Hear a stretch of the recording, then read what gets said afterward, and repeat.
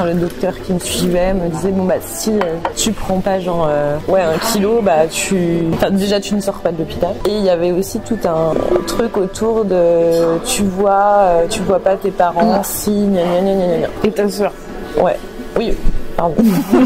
Tu vois pas ta famille quoi. Ça c'était pas facile. Ça c'était gros chantage. Hello tout le monde et bienvenue dans un nouvel épisode de Papote et Popote.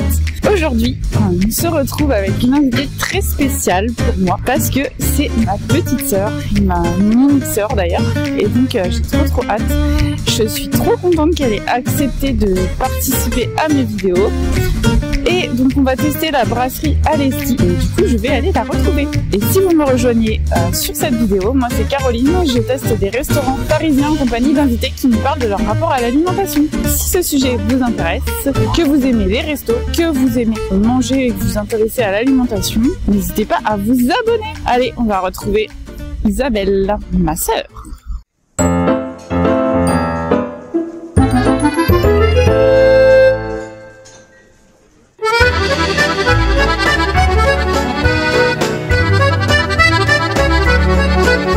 Devant la brasserie Alesti avec Isabelle, ma petite sœur. Oui, bonjour. Salut Isabelle. Du coup, moi c'est Isabelle, je suis la sœur de Caroline. Et d'ailleurs, petite parenthèse, c'est toi qui as fait le générique de cette émission suivie par des millions de spectateurs. Oui, tout à fait. Je vais dire tout à fait série, mais tout à fait, oui. Du coup, pour les gens qui ne te connaissent pas, dont je fais pas du tout partie. Non. Que veux-tu te présenter? Bah, je me suis présentée. Ah oui, non, mais tu veux. Dans la vie, ta profession, je sais pas, c'est être sœur de Caroline. Oh là là, merci. Ma profession, être sœur de Caroline. Bah, qu'est-ce que je fais dans la vie? Bah, moi, je fais du motion design, d'où le petit générique. D'où le petit. Voilà. En fait, c'est vraiment ta profession. Bah oui, tu fais pas ça en mode j'aide ma sœur Caroline, quoi. Non, c'est tout à fait, c'est vraiment ma profession. On va aller dans une petite brasserie. Voilà, c'est ça. Qui s'appelle la brasserie Alesti. On va goûter des petits plats bien français.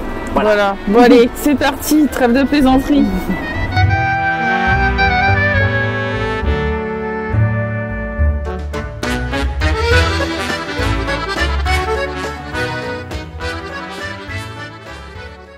Ouais, du coup, t'as pris une entrée que je n'ai pas pris d'entrée, moi. Toi, t'as pris des escargots. Ouais. Du coup, t'aimes bien les escargots? Bah oui, j'aime bien les escargots, mais c'est qu'en fait, en ce moment, je suis un peu en mode, je suis un peu fan d'institutions, brasseries françaises. C'est vrai? Mais c'est pas tout le temps. Hein. Là, ça va être des moments délicats. En même temps, quand tu m'as dit que tu voulais tester une brasserie, ça m'a pas trop surpris. Pardon? T'es ma sœur, donc je connais pas tes lubies alimentaires, mais du moment. Mais j'ai l'impression que c'est un peu ton genre de resto préféré, non? Bah, oui, j'aime bien. Je sais pas pourquoi j'aime ça. C'est que oui, c'est vraiment des phases. Là, j'avais ma passion os à moelle, escargot, un peu truc très français, quoi. Non, pas tête de veau. Non, c'est trop bon la tête de veau. Il y a des choses que c'est trop bon. T'aimes pas la tête de veau? Bah, sauf que je suis allée au salon de l'agriculture récemment et j'ai vu des petits veaux. Du coup, j'ai. Ah oui, je comprends. C'est la langue de bœuf. Oh, mais ça fait très longtemps que j'en ai pas mangé de la langue de bœuf. Tu les as pas dans les brasseries. Non, un peu compliqué à manger. Et du coup, on est déçus parce que, moi, en fait, je voulais soit le croque-monsieur, soit le tartare de bœuf. C'est un des deux. Ah ouais, mince. Oui. Mais bon, comme ils sont pas là, j'ai pris le suprême de volaille gratin de finnois. En fait, c'était mon troisième choix.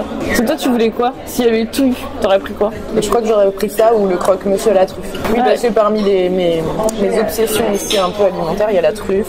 Non, mais en fait, je t'aurais bien vu prendre le tartare. Et du coup, t'as pris la pièce de bœuf. Donc, c'est pas ce que c'est comme pièce de bœuf. Non. Mais elle t'a demandé la cuisson? Ouais, elle m'a demandé si c'est saignant. Ah oui, c'est bien. Je fais partie des gens bien. Je rigole. Oui, merci.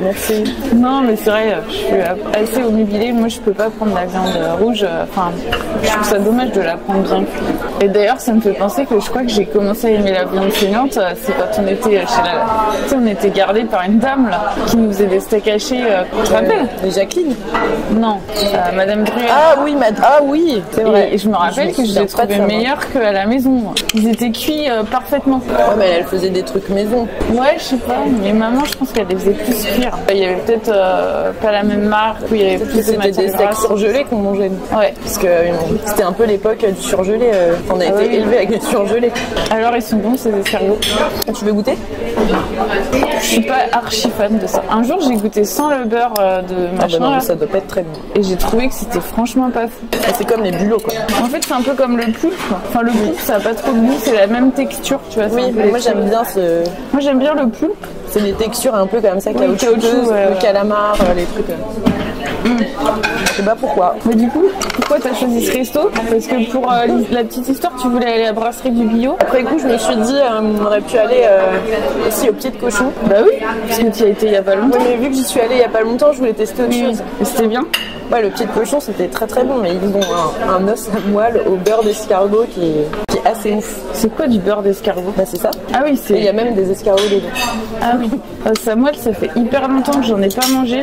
Bah c'est aussi, il y a un truc avec la texture qui est un peu. C'est un peu gélatine. Ouais, c'est un peu gélatineux. Mais c'est bizarre que t'aimes pas la tête de veau, parce que la tête de veau, c'est vraiment. C'est ça, c'est de la gélatine un peu. Faudrait que tu regoutes. Faudrait que je regoute. Sauce Grealish. Bah écoute, faut que je laisse passer le salon de l'agriculture. Oui. Et du coup, ouais, t'as choisi brasserie Alesti parce que je sais pas, ça faisait un peu. Il y avait des escargots. Ouais. Le cadre, il est sympa aussi. Oui. Après, j'ai pensé à des bouillons. Il y a le bouillon Chartier à côté, mais. Ouais, il y a la queue. Ouais, il y a la queue. Tu l'as déjà fait? Moi, j'ai fait le bouillon République. C'est moins cher qu'ici, c'est sûr, mais il y a beaucoup de bruit, tu vois, c'est moins cosy. Oui. Après, le cadre, il est sympa, mais je veux dire, t'as un peu l'impression que c'est la chaîne. J'ai jamais été servie aussi rapidement. T'as à peine demandé ta blanquette de veau qu'elle t'arrive comme ça. Quoi. Ouais. Bon rapport qualité-prix. Ah oui. Du coup, c'est quoi ton type de cuisine préféré? Honnêtement, t'es ma sœur, mais je sais même pas en fait. Bah, c'est que franchement, moi, j'ai des périodes quoi. Moi, j'aime bien la cuisine italienne, les plats africains. Quand c'est bien, quand c'est assez relevé. Ouais. Les épices. Après, j'aime énormément de choses quoi, mais dans les trucs que je cuisine un peu régulièrement, il y a le rougail saucisse. C'est simple, c'est rapide à faire, c'est bon. Enfin ouais, recette italienne, pizza. Voilà. Je ne suis pas très élaborée par moment. Et ton plat préféré? Un truc que je pourrais manger tous les jours, ça va être très simple, mais c'est la pizza. Bah parce que tu peux juste varier les garnitures aussi. Il y a plein de choses à faire avec la pizza. Ouais. Tu peux mettre de la truffe, tu peux la manger simple, juste avec de la tomate et de la mozza. Et alors la question, je suis sûre de la réponse. Ouais. T'es bec sucré ou bec salé? Bec salé. Ouais, j'en étais sûre. Et t'as l'impression que t'as toujours été comme ça? C'est parce que t'as vieilli que t'es devenu bec salé? Non, je pense qu'avant j'étais plus bec sucré. Puis il y a des moments aussi où par exemple en vacances je suis plus bec sucré quoi. Ouais. Par exemple quand je vais en Italie, il n'y a pas une journée où je mange pas une glace quoi. Ah oui, c'est normal. Mais dans la vie de tous les jours, je me fais des petits desserts, mais c'est pas très recherché en général. Et du coup tu fais souvent des restos? Pas tant que ça, hein, je dirais peut-être 2 fois par mois. Oui, c'est pas souvent. Non, c'est pas souvent. Même avant quand tu travaillais pas chez toi? Oui. Après c'était un peu des restos par moment par dépit quoi. Ouais. Tu choisis pas forcément. Tu prends ce qu'il y a à côté quoi. Oui. Non, sinon après j'essaie de trouver un peu des adresses. Celui que j'habite à Alfortville. J'étais déçue que tu m'invites pas au truc de poulet qui est en face de chez toi. Et que bon, c'est pas Paris du coup en termes de resto, il y a moins de choses, mais j'essaie quand même de trouver des choses un peu sympas autour. C'est plus l'idée de découvrir des choses. À Alfortville, parce que c'est toujours tenté d'aller à Paris parce que c'est là où il se passe, c'est là où il y a tous les restos, tous les trucs bien. Sauf que bon, je vis à Alfortville, du coup c'est. Il y a des super concepts en banlieue. Oui. Qu'il n'y a pas à Paris justement. Parce que des fois il y a des plus grands espaces. Donc, ouais, il y a un resto péruvien tiens, qui vient d'ouvrir. C'est vrai que je rendrais plus aller là-bas. Ouais, c'est un buffet à volonté. T'aimes bien les buffets à volonté? C'est bon. Pas spécialement parce que je suis pas rentable sur le. Ouais, tu vas. Je vais pas essayer de me casser le ventre pour rentabiliser. Ouais, comme certaines personnes font. On ne les citera pas. On ne les citera pas, bien sûr. Bon, après, il y en a beaucoup qui font ça. Enfin, j'ai l'impression que il y a plus de monde qui essaye de faire ça que l'inverse. Après, je comprends dans le sens où, par exemple, je sais pas si tu vois ce resto à Narbonne, les grands buffets. J'ai jamais été à Narbonne. C'est un resto de buffet avec une déco très, tu vois, 1920, un peu institution, vieux resto français. Et du coup, leur concept, c'est d'avoir un énorme buffet, mais avec, par exemple, t'as des pyramides de homard, t'as le plus grand choix de fromage en termes de buffet qui est là-bas, et t'as tellement de choix que là, effectivement, t'as un peu envie de goûter à tout, quoi. Faut pas déjeuner le matin si tu vas à midi, quoi. Oui. Et c'est vraiment assez qualitatif. Je crois que tu payes 50 €. Tu l'as déjà fait? Bah non, parce que... Ah oui, mais 50 € c'est cher quand même. Oui, mais c'est vraiment... envie de rentabiliser quand tu payes 50 €. T'as des produits à la truffe. Je suis pas sûre des produits à la truffe, mais t'as des trucs assez fous. Et du coup, les restos, quand tu les recherches, tu choisis comment? Enfin, tu regardes sur Instagram, sur Google Maps, sur quoi? Moi, je regarde d'abord les photos sur Google. Je regarde un peu les avis. Ouais, les avis Google. Le menu, et puis après, je vais voir sur Instagram. Et parfois, c'est juste en se baladant, tu t'arrêtes. Ouais. Et ça arrive moins souvent. Ça arrive rarement. Ça, c'est plus en vacances. Tu te balades et tu tombes sur un resto moins cher. La plupart du temps, quand tu regardes pas avant, tu te retrouves dans un resto. Au final, c'est un peu attrape-touriste. Ouais.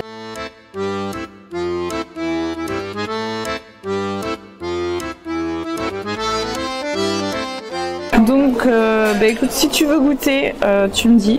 Bah pareil, si tu veux goûter. Bah, je veux bien goûter une frite et un peu de viande. Ah bah allez. C'est quoi comme sauce? Très bonne question. On dirait qu'il y a un peu de poivre.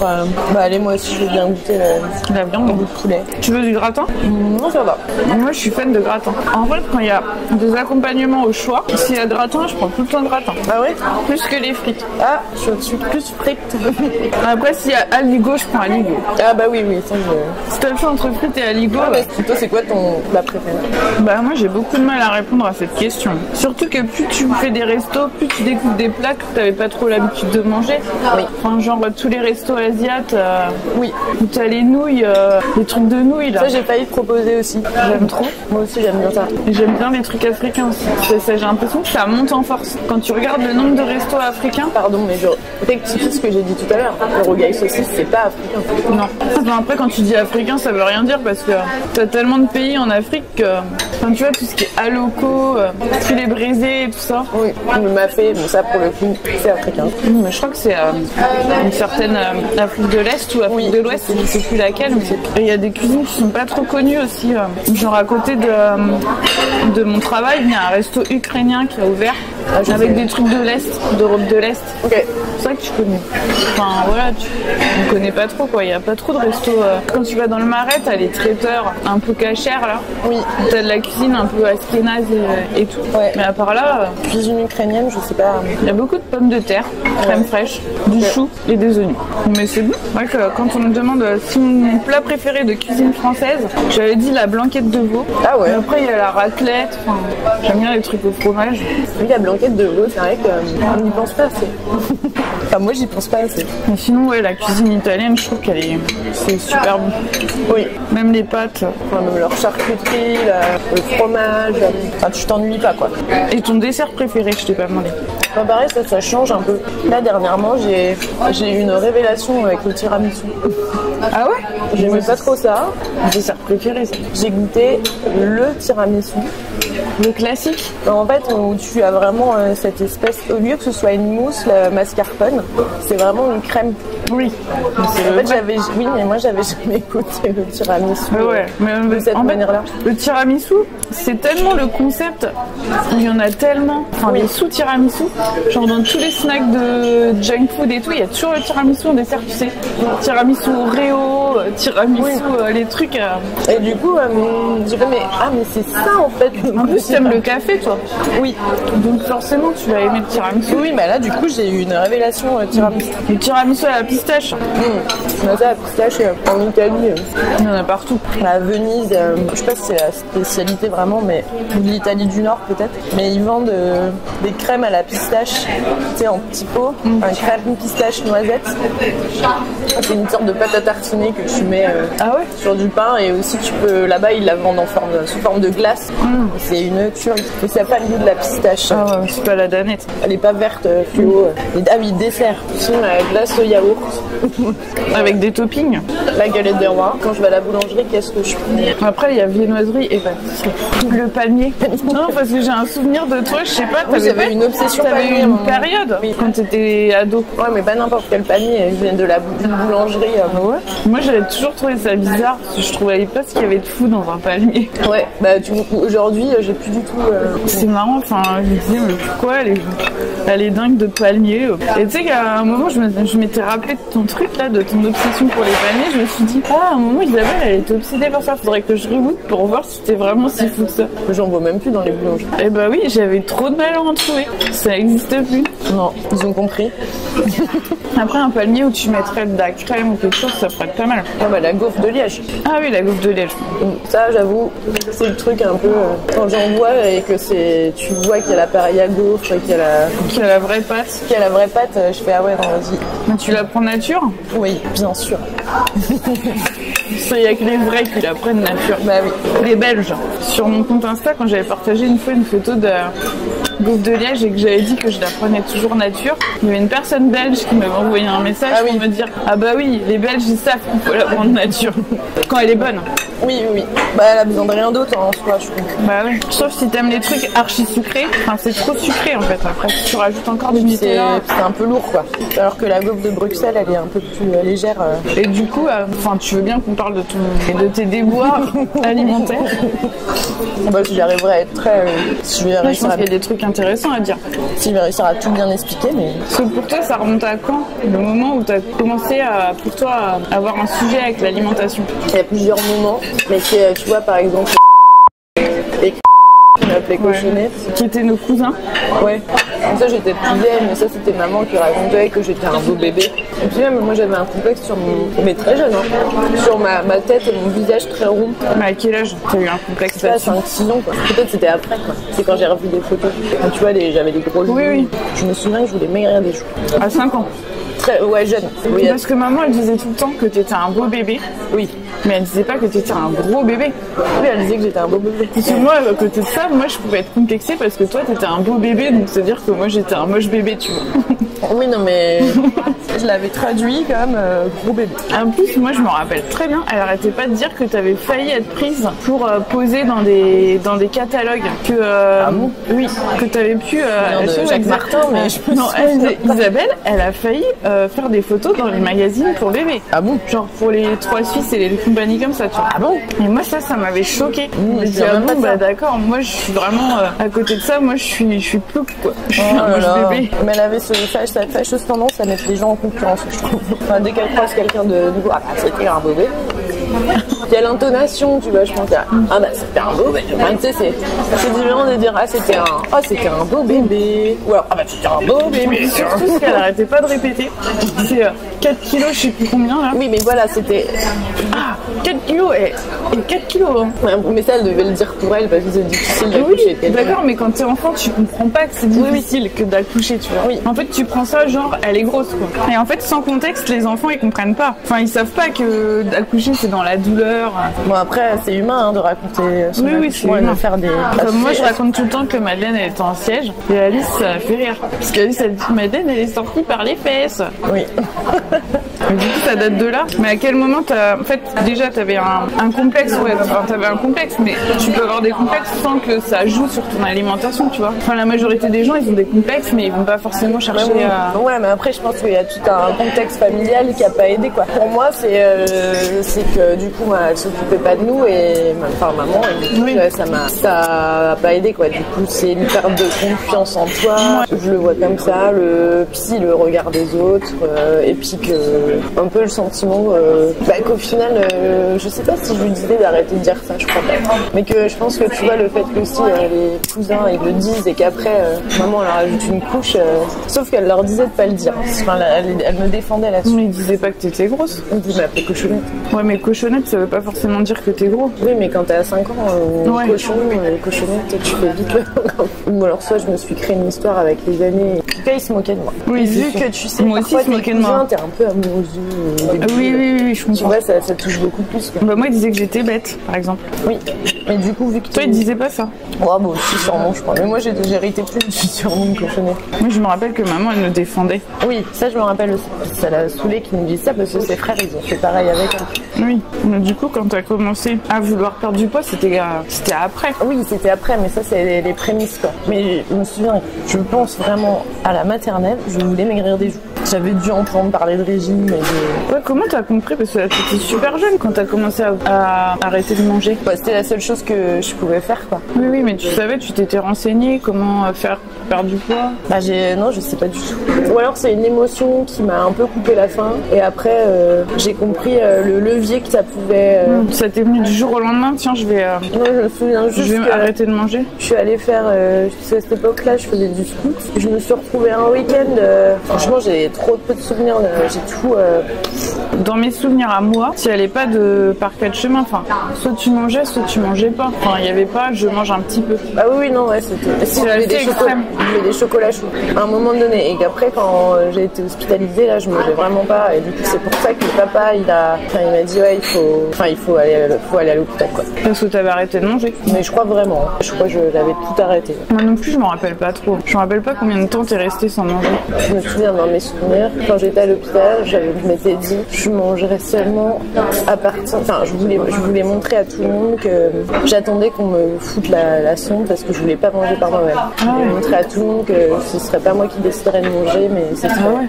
Oui. Mais tu te pesais avant quand t'étais à la maison? Ah, j'arrive même pas à me souvenir. Non, t'avais pas un objectif de poids, genre je vais peser tant de kilos. Je sais pas. Bon, sûrement. Mais j'arrive pas à me souvenir le moment où je me pèse. Non mais t'étais pas accro à la balance. Comme certains, tu sais, ils sont hyper...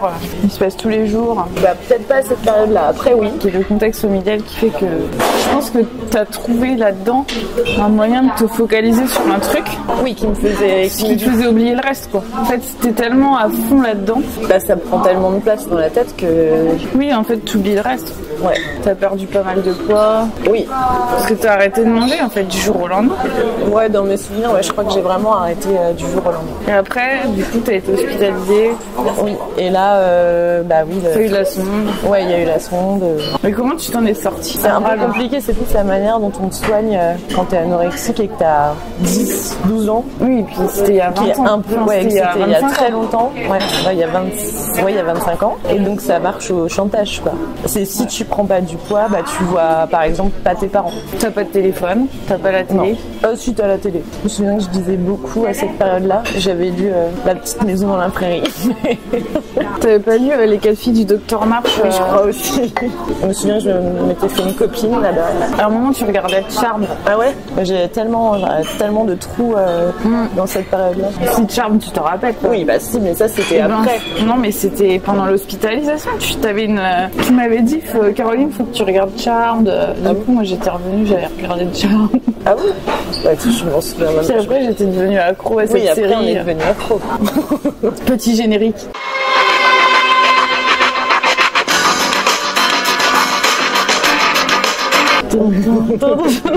J'ai plus l'air là. Non, moi non plus, mais je vois très bien comment il était fait le générique.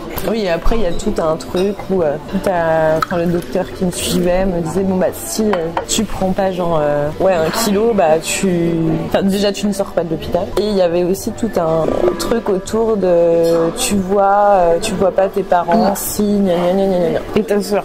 Ouais. Oui. Pardon. Tu vois pas ta famille, quoi. Ça, c'était pas facile. Ça, c'était gros chantage.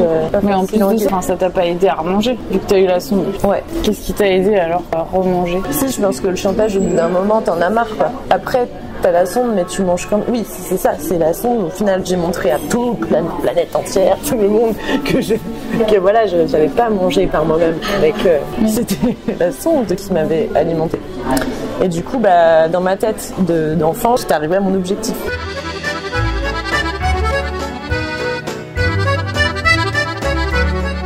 Ouais, en plus de ça, t'avais 10 ans ou t'avais même... Ouais, 10 ou 11. Et ben, à partir de ce moment-là, j'ai accepté, on va dire, de remanger un petit peu. Quoi. Mais après, t'as resté plusieurs années entre deux, un peu, non? Oui, après, toutes les semaines, une fois de sortie de l'hôpital, j'avais un rendez-vous, on va dire, hebdomadaire avec le médecin qui te pèse, qui check, si t'as pas perdu de poids. Et t'as une limite, si tu as une limite de poids, ou si t'es passé en dessous, bah, t'es hospitalisé. Si t'es au-dessus, bah, c'est bon, tu peux rentrer chez toi. Mais du coup, ça, dans mon carnet de santé, j'ai regardé, il y a eu quand même quelques rechutes. Ah oui, il y en a eu pas mal. Hein. Oui. J'avais oublié qu'il y avait eu des rechutes. Mais t'avais une psychologue aussi. Ah, tu veux goûter? Ouais, il y avait une psychologue, ouais. C'est un goût de noix de coco, ce truc, c'est bizarre. Oui, là, il y a du praliné. C'est un goût de noix de coco, je trouve. C'est un goût de pistache. Mais... Ouais, c'est marrant. Le premier truc qui arrive, ça fait un peu de noix de coco et après, ça fait pistache. C'est bon. Ouais, c'est bon. Mais ça fait pas pistache pour moi. Non. Enfin, ça fait arôme. Ça fait pas vrai pistache. Non, le chou, il est très bon. Ouais, du coup, t'avais une psychologue aussi. Ouais. Du coup, t'avais l'impression que ça t'a aidé. Ça m'a donné la phobie des psychologues après, mais... Mais qu'est-ce qui t'a aidé alors au final? Le temps. Il y a peut-être plein de choses aussi. Peut-être l'envie parce que j'allais plus à l'école. Ouais, je pense que c'est le temps et que crescendo, on se fait passer des caps. Malgré que ce soit sous des conditions de chantage, tu passes des caps quand même, tu reprends un peu de poids, tout petit à petit. Ouais, tu regagnes des libertés. Ouais. Puis aussi, quand tu retournes à la maison, t'es content, t'as pas envie de refaire chemin en arrière, enfin dans le sens où t'as pas envie du tout de retourner à l'hôpital et d'être un peu dans une sorte de prison. Ah bah oui. Et tu considères que tu t'en es sorti à 100%? Ouais, non, pas tout à fait. Je m'en suis sortie il y a pas non plus si longtemps que ça. C'est-à-dire vers mes 30 ans, quand j'ai décidé de vraiment prendre le problème d'une autre manière. Ouais. T'étais consciente que tu t'en étais pas sortie? Non, j'ai vécu peut-être de mes 20 à mes 30 ans, je pense que je vivais dans une forme de déni. Quoi. Et pourquoi tu penses que... Parce que je me cachais pas mal je me cachais encore pas mal de mon alimentation, je faisais pas mal de choses où je compensais encore beaucoup. Si tu mangeais trop à un moment donné, tu compensais le lendemain, toute une logique que t'as mis en place. Mais ça, tu te rendais compte que c'était pathologique ou tu minimisais le truc en fait? Ouais, je pense que oui, je minimisais le truc. Parce qu'en fait, c'est vite fait de le minimiser, je trouve. Parce que tu te dis, c'est pas si grave. Oui, parce qu'après, t'as plein de gens qui font ça. Quand même, avec ce que j'ai vécu, les gens savaient mes problématiques et du coup, ils avaient un regard un peu plus, tu vois... Ouais, critique. Et du coup, à 30 ans, t'as pris le problème différemment. Oui, parce qu'à force de faire des régimes, parce qu'après je suis pas restée anorexique sans rien manger du tout. Je mangeais, mais voilà, je compensais. Et du coup, à force de régime, au bout d'un moment, tu perds plus de poids. Tu arrives à un stade où tu manges, j'exagère un peu, mais tu manges une feuille de salade, et tu prends 1 kilo. Ouais, mais du coup, tu voulais perdre du poids? Bah oui, parce que j'arrivais plus à perdre de poids. Donc j'avais un peu pris du poids, tu vois. J'ai pris rendez-vous avec une diététicienne qui était spécialisée quand même dans les troubles du comportement alimentaire. Et je pense que j'avais au fond de moi l'espérance qu'elle me fasse un régime, tu vois. Et en fait, mais en même temps, t'as été voir quelqu'un qui était spécialisé dans les troubles alimentaires. Oui. Donc tu te disais, t'étais quand même assez lucide. Oui, mais un peu bêtement, je me suis dit, peut-être qu'elle a une formule magique pour les gens comme moi. Peut-être qu'elle va te faire un plan alimentaire. Oui. Et que nenni. Elle a fait tout l'inverse, elle m'a dit, en fait, il va falloir m'en remanger que normalement. Ça va peut-être pas vous plaire, mais vous allez prendre du poids, mais il n'y a que ça à faire. En fait. Ah ouais. Mais elle t'a fait un plan? Elle m'a dit, vous n'avez pas de limite. Vous mangez tout ce que vous voulez. Elle me dit, pour ensuite, votre corps, il va réapprendre en fait à savoir ce que c'est de manger normalement. Vous allez prendre du poids et ça va pas être facile. C'était pas facile. Comment tu l'as trouvée, cette diététicienne? Comme ça, sur Internet? Oui, mais après, il y a eu le confinement et du coup, alors j'avais pris 15 kilos, je crois. En faisant ça? Ouais, je prends vite quand tu... Ouais, et puis en plus, t'étais redevenue dans un poids... t'avais pas l'air anorexique, quoi. T'avais un poids normal. Oui, j'avais un poids normal. Tu me croises, j'ai pas l'air d'être... Après, je me souviens que la dernière fois où je me suis posée, ça faisait un peu mal, c'était que j'avais vu sur la balance 76 kilos. Je me suis dit, je suis quand même pas longue des 80. Et donc, après 76 kilos, finalement, Ça dépend de plein de choses. Mais moi, personnellement, c'est un poids que j'avais jamais atteint et du coup, j'étais... T'as pris du poids pendant combien de temps? Je pense avant d'atteindre un plateau. Pendant un mois... Enfin, un mois. Un an. Ouais, 1 an et demi. Et après, t'as atteint un plateau? Non, je pense que je pouvais encore prendre, mais là, en fait, c'était ma limite. Je me suis... Là, il y a la... Psychologiquement? Ouais, psychologiquement, je me suis dit, non, je peux pas du coup, passer. pendant cette phase-là, tu te pesais? J'ai arrêté de me peser. Oui, je me pesais 1 fois par semaine. C'est beaucoup. Ouais, Ta diététicienne, elle voulait bien? Non, je crois qu'elle m'avait interdit de me peser, mais je le faisais quand même. Ah ouais, mais c'est hyper dur. Ou peut-être pas, ou peut-être moins. Ouais. Comment t'as fait pour continuer à manger tout ce que tu voulais en continuant à te peser 1 fois par semaine? Ouais, parce qu'en fait, je me suis pas pesée. Ouais, j'aurais pas pu, moi. Peut-être que je me suis pas pesée. Et peut-être qu'une fois, à la fin, quand je me suis dit non, mais là, parce que je me suis dit non, j'allais courir et je faisais quand même un peu de sport. Pas pour perdre du poids, mais pour me sentir... Ouais, pour oublier. Bien, enfin, oui. Tu sais, quand tu cours, ça génère un petit peu d'hormones. Et du coup, j'allais courir, mais j'avais une sensation de... En même temps, quand tu remanges plus, des fois, t'as plus d'énergie pour courir. Oui. Alors que quand t'es sous-alimenté, tu vas courir, mais l'énergie, tu sais pas où tu vas la chercher. Ouais, mais je me sentais... J'étais pas de... Ouais. De toute façon, j'ai pas du tout accepté le nouveau corps que j'avais. Et ta diète, elle t'a pas aidé là-dessus? Ah bah si, on me parlait beaucoup, mais après, il y a eu le confinement. Elle m'a dit, on peut continuer les visios, et en fait, j'ai arrêté parce que ça me convenait plus, parce que j'avais pris trop de poids et j'en pouvais plus, quoi. Et du coup, t'as fait quoi après? J'ai fait un peu chemin inverse, quoi. Où j'ai commencé à plus raisonner comme ce que m'avait dit la diététicienne, mais à manger un peu moins, faire un peu plus attention. Mais plus comme avant quand même. Et puis là, petit à petit, j'ai perdu un peu de poids, mais j'étais beaucoup plus patiente sur le... Tu fais pas des trucs extrêmes? Non. Et puis après, il y a eu des ruptures amoureuses, là où ça... C'est dans ces moments-là... Ouais, c'est dur. Ouais, tu t'arrives pas trop à manger normalement. Mais c'est pas une forme d'anorexie, c'est plus c'est de la déprime. Ouais, t'es triste, et du coup, t'as envie de rien. Non, puis t'es pas du tout obsédé par la nourriture, c'est juste... c'est... Ton problème, tu le déplaces d'ailleurs. En fait, c'est de la vraie anorexie. Parce que l'anorexie mentale, en fait, ça porte mal son nom. En fait, quand t'es dans l'anorexie mentale, c'est pas que t'as pas faim. Ah oui, non. C'est pas que t'as pas envie de manger. En fait, si, t'as envie de manger. T'es obsédé par la nourriture. Oui. Donc en fait, t'essayes t'empêches de manger plutôt. Ça n'a pas un super nom en fait. En fait, c'est l'image qu'on en a d'un regard extérieur. Oui. Quelqu'un qui te voit, il pense que t'as pas faim, mais en fait, non. Du coup, j'ai un peu déplacé le problème. Je pensais plus à la rupture qu'à... Et du coup, là t'as reperdu du poids. En même temps. Ah si, à ce moment-là, là, j'avais... j'avais dû perdre 5 kilos. Mais je pense qu'avant, ces 5 kilos, je les aurais pas perdus si j'avais pas fait tout mon truc de prendre du poids pendant une certaine période.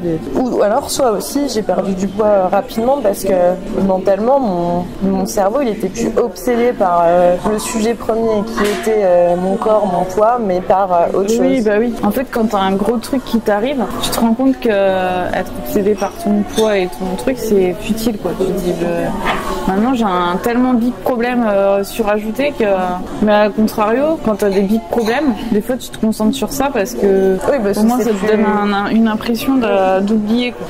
Quand t'as eu le poids maximum, après t'es redescendu un peu en ayant l'impression de contrôler pour manger moins. Ouais, c'était pas non plus super naturel. Après, le fait d'avoir pris du poids quand même, c'était pas facile. Et soit tu vas au bout du processus et t'attends vraiment que ton corps il s'arrête. Oui, soit on n'était pas loin. Qui s'arrête naturellement.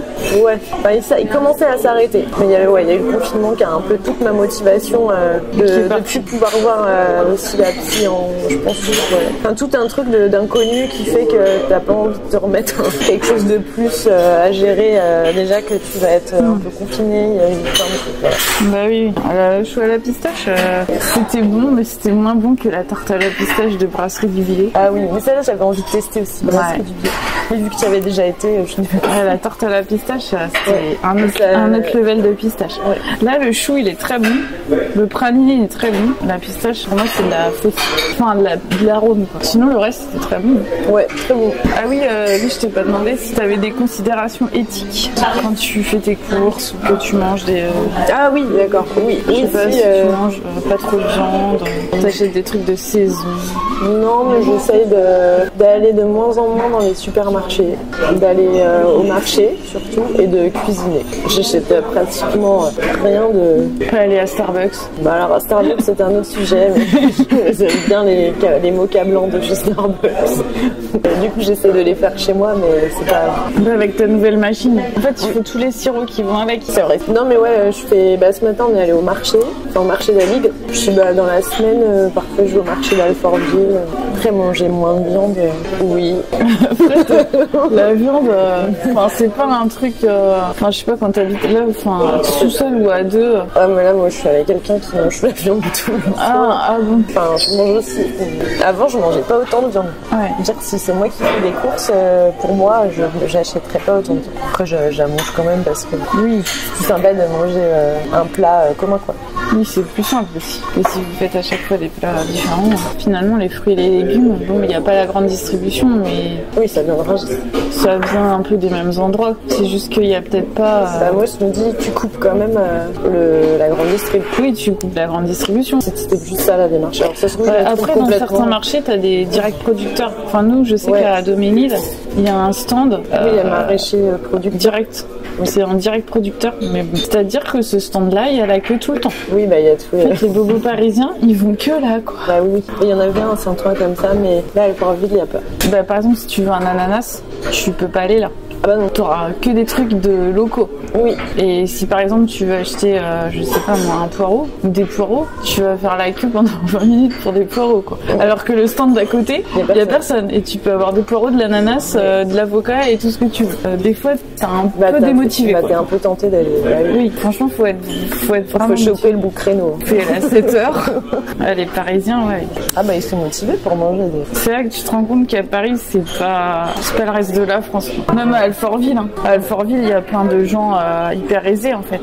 Oui, mais c'est vrai qu'à Paris et en proche banlieue, il y avait pas mal de marchés avec maraîchers producteurs, machin. Mais là, à Alfortville, il n'y a pas. J'ai eu beau chercher, parce que moi aussi, je voulais faire comme tout. Je voulais faire la queue 20 minutes pour acheter mon poireau.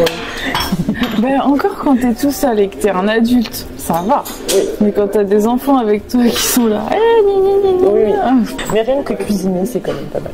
Ok, c'était très très bon. Oui, moi j'ai bien aimé. Ouais. Et toi? C'était très très bien, parfait. Excellent choix. Est-ce que tu veux qu'on partage un compte Instagram, un site internet? Déjà, tu es déjà en description de l'épisode puisque tu es en description de tous les épisodes. Ouais. Donc voilà, c'est Isaz. Oui, voilà, mais c'est très bien.